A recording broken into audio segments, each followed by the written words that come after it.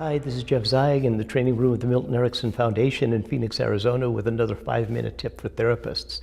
My topic for these 5 minutes is utilization, but if you go to YouTube, you can find a much more elaborate presentation on utilization, and for those of you who want to explore deeper into that topic, I advise you to go to YouTube and see my channel on YouTube. It's free. So utilization. Utilization is the foundation of the work that Milton Erickson did. I don't know how many cases Freud added to the literature, maybe 13. Erickson added 300 plus different cases, and all of them are based in the idea of utilization. Utilization is a state, it's a therapist state. It's the readiness of the therapist to respond constructively to whatever it is that exists in the environment. And utilization then becomes a way in which the medium is the message. As the therapist is utilizing whatever it is that exists in the situation, the therapist is demonstrating to the patient that to the client, that there is something that is accessible, something that can be utilized. Now we could say, very simply speaking, that psychological problems are believed in limitations. The patient believes that she doesn't have a resource to change or to cope adequately. Utilization is a philosophy of sufficiency. Whatever exists in the situation can be harnessed. Whatever exists in the situation can be utilized. There's two little vignettes from Milton Erickson that I'll offer to you that illustrate this utilization approach.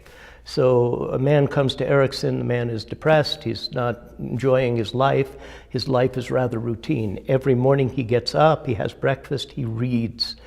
He has lunch, he reads, he has dinner, he reads. Somehow his life isn't working in the way that he had hoped. He's consulting with Milton Erickson.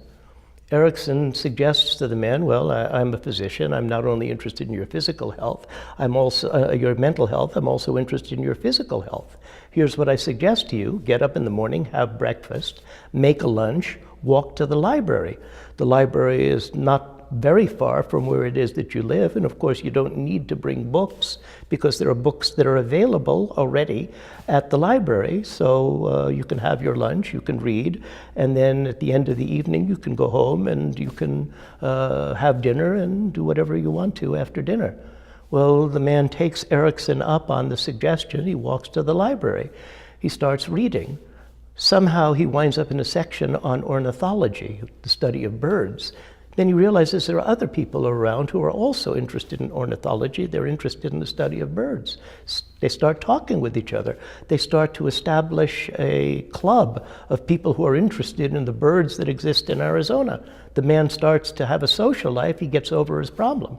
Now, rather than saying to somebody, you need to have a social life, which would be true, what Erickson does is he utilizes a resource that exists in the community. He takes something that exists into the community and he harnesses it. When I first visited Milton Erickson in 1973, I wanted to give him a gift because clearly he wasn't going to charge me for the time that he spent with me. And I didn't know exactly what to do, so what I did was I got his daughter Roxana to take me to a crafts fair. Erickson liked wood carvings. I found a wood carving. I'll show you a picture of that wood carving. The wood carving is a duck, and the duck is made out of driftwood from the sea. The base is raw. The neck and the head are shaped very much like the head and neck of a duck.